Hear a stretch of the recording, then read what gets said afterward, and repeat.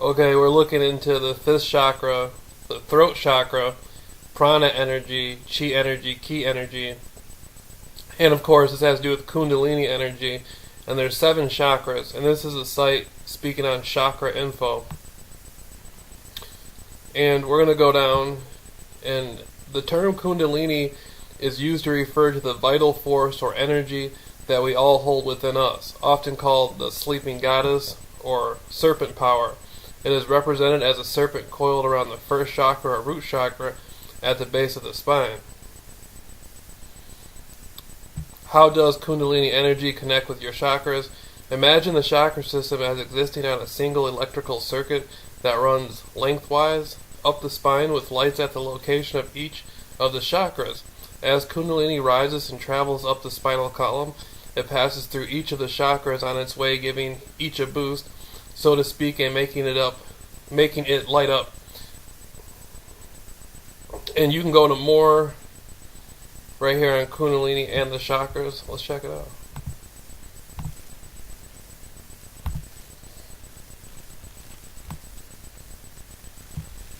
Oh, it just goes back to the same thing. Alright.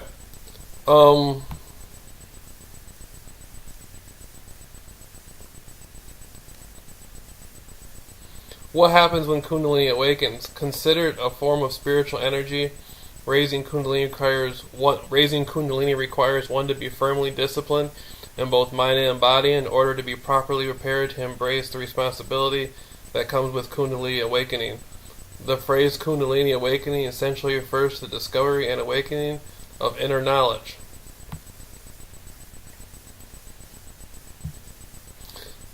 Learn how to clear your number one energy block in just 7 minutes. This simple 7-minute energy this is an advertisement I'm reading.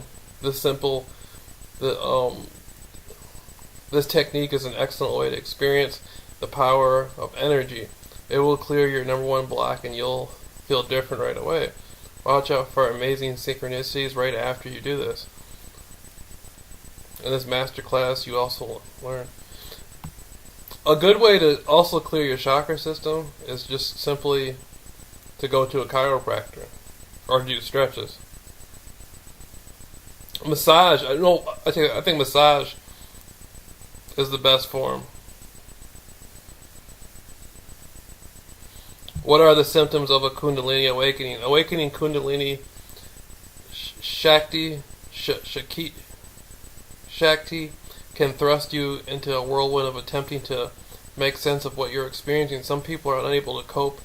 Find out more about the symptoms of the rise in the raw energy.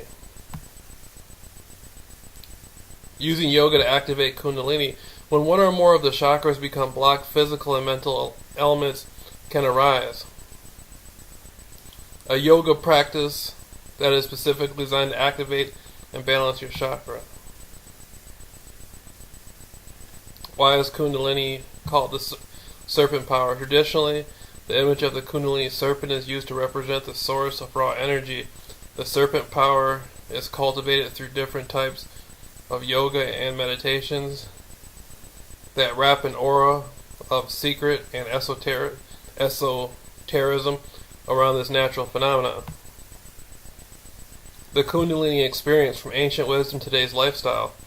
Put simply, the energy of Kundalini is known for its transformative power in the process of self-development and spiritual development. In the Hindu tradition, where these concepts we currently know them come from, Kundalini awakening is both a process and an objective for both spiritual development. It leads to the union of personal consciousness and cosmic and divine consciousnesses. The notion of Kundalini is thus often described differently from one text or tradition to another, and appears opaque for the beginners and advanced practitioners alike.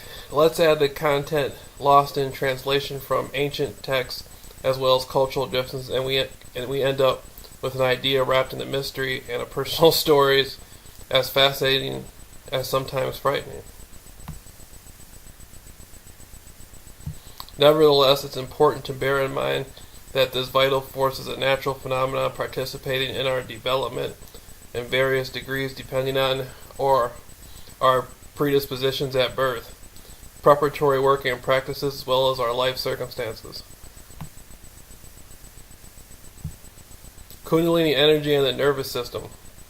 When Kundalini energy is activating, it propagates along the spine through a central channel called Sushumna Nadi. Sushumna is described as a channel located along the spine through which the energy climbs from chakra to chakra all the way up to the crown of the top of the head. There are a lot of parallels between the physiology and the way the Kundalini energy works. We can compare the Sushumna channel with the central nervous system. The function of this channel is to connect the flow of energy from the first to the last chakra. Simply, the function of the central nervous system, located in big part along the spine, is to transmit the signal between the brain and the rest of the body. Now, looking at this, the Kundalini energy and the expression of power through the system, like the Serpent energy, is etheric and auric. It's physical, but the power comes from, like what the Chinese say, the chi breath. And you can see this when you look into the Far East with different sorts of monks, fighting monks, like Chinese boxers, Shaolin monks. They can penetrate several bricks with 1 inch. They only need 1 inch of space to break, 8-9 bricks. And when they explain how they do this, they explain that they do it from the breath, through the chi. That's where they get their power from. Bruce Lee was big on that. Bruce Lee was very big on 1 inch punches. And he explained it the same way. It's an inward universal power equivalent to about Zen.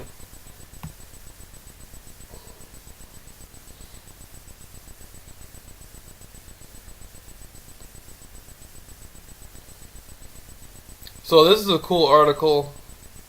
This is a very interesting article. It's very simple. Stuff like this is good for somebody beginning to learn about the chakra system because it's very simple. It's not complex. A lot of times they break the things down. They break the subject matter down from Eastern philosophy, and for somebody in the West, it takes a while to wrap your mind around what's actually being communicated.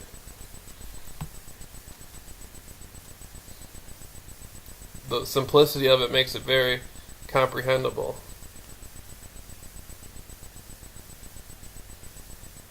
And this is in relation to what I was speaking on regarding the 5th chakra, the throat chakra.